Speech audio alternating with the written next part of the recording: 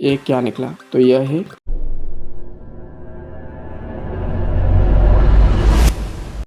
क्या आपने कभी सोचा है इन छोटे कैपेसिटरों के अंदर आखिर होता क्या है? कैसे यह चार्ज को स्टोर करके रखते हैं और कैसे यह इसके नंबर के हिसाब से इनकी चार्ज होने की कैपेसिटी ज़्यादा होती है। और आपने इन कैपेसिटर को हर पावर सप्लाई, मदरबोर्ड्स और हर इलेक्ट्रॉनिक गैजेट्स में ज़रूर लगा हुआ देखा होगा। तो चलिए देखते हैं और इसके अंदर का जो सिस्टम है उसको समझने की कोशिश करते हैं। तो हम सबसे पहले इन कैपेसिटर को अंदर से जानने के लिए इनको तोड़ेंगे। तो चलिए स्टेप बाय स्टेप मैं आपको दिखाता हूँ। ये कैपेसिटर बहुत प्रकार के होते हैं, लेकिन आज हम इस प्रकार के कैपेसिटर को देखेंगे कि आखिर यह किस मटेरियल से बना होता है और इसके अंदर ऐसा क्या होता है जिससे यह चार्ज स्टोर करके रखता है और यह शुद्ध डीसी बनाता है।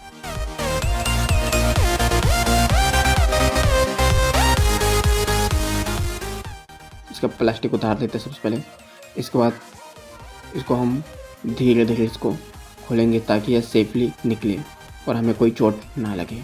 इसके ऊपर का जो स्ट्रक्चर है वह एल्युमिनियम का और नीचे आपको जो दिखाई दे रहा है वह है रबड़ का। तो यह दोनों चीज़ों से बाहर का स्ट्रक्चर बना हुआ रहता है, एल्युमिनियम और नीचे से रबड़ का। तो इसे निकालना हमें थोड़ा हार्ड लग रहा है, लेकिन हम इसको धीरे धीरे निकाल लेंगे। फाइनली हमने इसको बाहर कर लिया, इसका जो अंदर का मटेरियल था उसको। अब देख सकते हो यह कुछ सीट हो निकल रही है।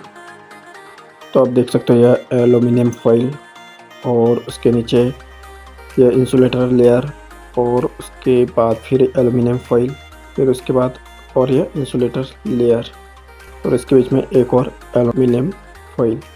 तो एल्युमिनियम फॉइल और इंसुलेटर लेयर से बनता है इलेक्ट्रोलाइटिक कैपेसिटर। आप देख सकते हो तो लेयर के ऊपर लेयर लगी हुई रहती है, तो इस तरीके से। और इसमें एक केमिकल भी डला हुआ रहता है जिसकी वजह से यह इलेक्ट्रोलाइटिक कैपेसिटर पूरा बनकर तैयार होता है। तो चलिए अब हम इसको पूरा खोल के देखते हैं लास्ट में आखिर इसमें और क्या निकलता है।